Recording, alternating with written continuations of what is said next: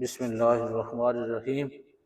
آج کی جو ہماری ویڈیو ہے اس کا موضوع ہے کہ درود پاک جو ہے، درود شریف، اس کے کیا فضائل ہیں، اس کی کیا فضیلت ہے، اس کا کیا اجر ہے۔ حضرت ابو ہریرہ رضی اللہ تعالی عنہ سے روایت ہے کہ نبی کریم صلی اللہ علیہ وآلہ وسلم نے فرمایا کہ جو شخص جمعہ کے دن عصر کی نماز کے بعد اپنی جگہ سے اٹھنے سے پہلے 80 مرتبہ 80 ٹائم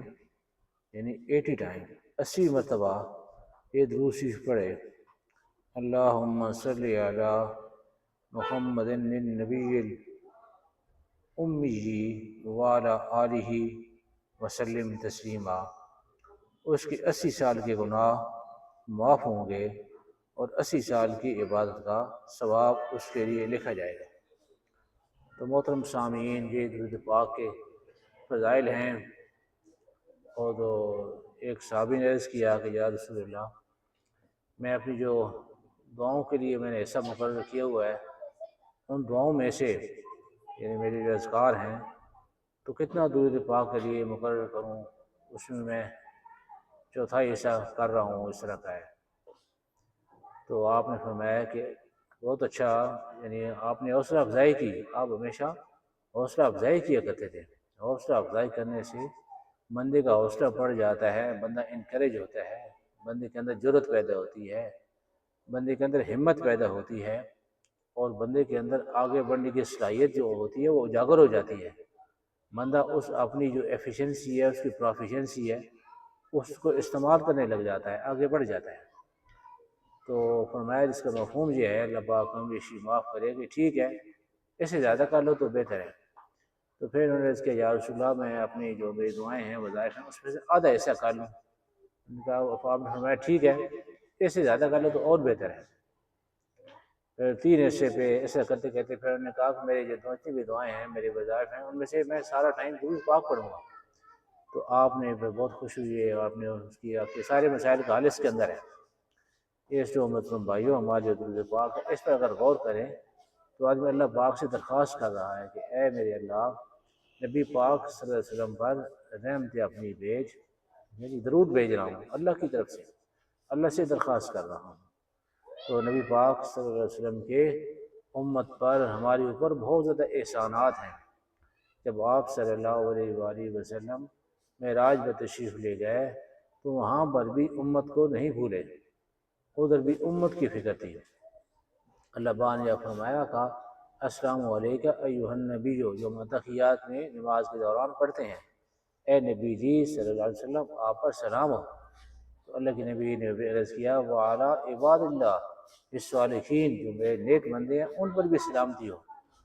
اللہ کے نبی صلی اللہ علیہ وسلم امت کو اس وقت بھی نہیں بولے۔ پھر جب آپ صلی اللہ علیہ وسلم دنیا سے رخصت ہو رہے تھے، ہمارے جیسا ہوئی تو کئی بچوں کو بلا لو، اپنے عزیز رشتہ داروں کو جو ہمارے قریبی ہیں، بچے میرے، ان کو بلا لو۔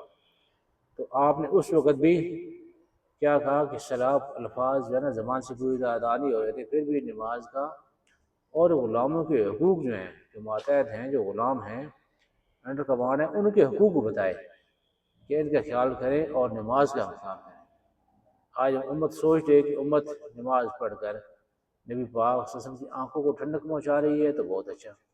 اور امت نماز نہیں ادا کر رہی، اللہ کی نافرمانی میں لگی ہوئی ہے، نماز تو دور اذان بھی نہیں سن رہی ہے، تو بڑے خطرے کی بات ہے، بڑے نقصان ہے۔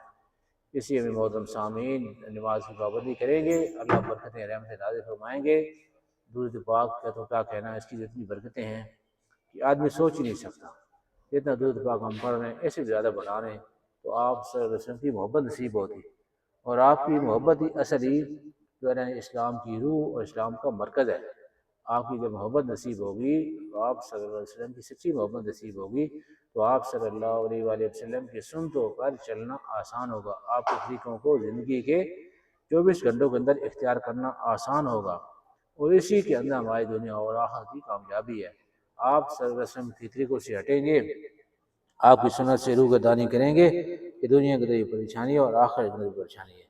تو اللہ پاک ہم سب کو نبی پاک صلی اللہ علیہ وسلم جو طریقے ہیں اپنی غمی میں، خوشی میں، آرام میں، صحت میں، امیری میں، غریبی میں، جوانی میں، بڑھاپے میں، ٹھیک ہے جی، گرمی میں، سردی میں، دن میں، رات میں، ہر حال میں نبی پاک صلی اللہ علیہ وسلم کا جو طریقہ ہے وہ اللہ پاک میں اختیار کرنے کی توفیق عطا فرمائے، اور یہی آپ صلی اللہ علیہ وسلم کی محبت ہے۔